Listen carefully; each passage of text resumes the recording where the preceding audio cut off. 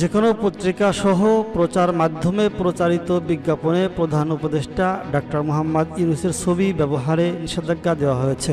শুক্রবার ৯ আগস্ট প্রধান উপদেষ্টার কার্যালয় থেকে পাঠানো এক বার্তায় এই তথ্য জানানো হয়।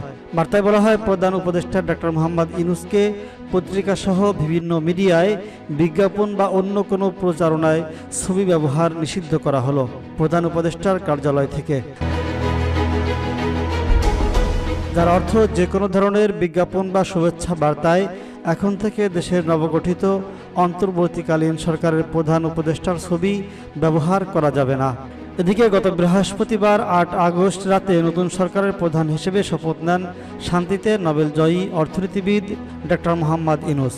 বঙ্গভবনে শপথ অনুষ্ঠানের পর জাতির উদ্দেশ্যে কথা বলেন ডক্টর মোহাম্মদ ইউনূস। তিনি বলেন, বিভিন্ন চেষ্টায় ব্যবহৃত হয়ে যাওয়া অপরাধ সংগঠিত করেছে তাদের আইনানুগ বিচারের মাধ্যমেই শীঘ্রই উপযুক্ত শাস্তি দেওয়া হবে। একই কথা সব মন্ত্রণালয়, সংস্থা, শিক্ষা প্রতিষ্ঠানের জন্য প্রযোজ্য।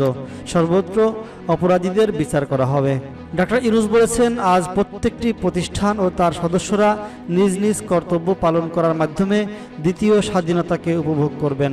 তারা দেশকে গৌরবের শীর্ষে নিয়ে যাবেন এবং দেশবাসী ও জগৎবাসীকে উপভোগ করার সুযোগ করে দেবেন। আমি জাতির উদ্দেশ্যে পক্ষ থেকে নির্ভয়ে আনন্দচিত্তে নিজ নিজ কর্মস্থলে ফিরে আসার অনুরোধ করছি। বৃহস্পতিবার ডক্টর ইউনূসকে অন্তর্বর্তী সরকারের প্রধান উপদেষ্টা রেখে মোট ১৭ সদস্যের উপদেষ্টার নামের তালিকা প্রকাশ করে মন্ত্রিপরিষদ বিভাগ।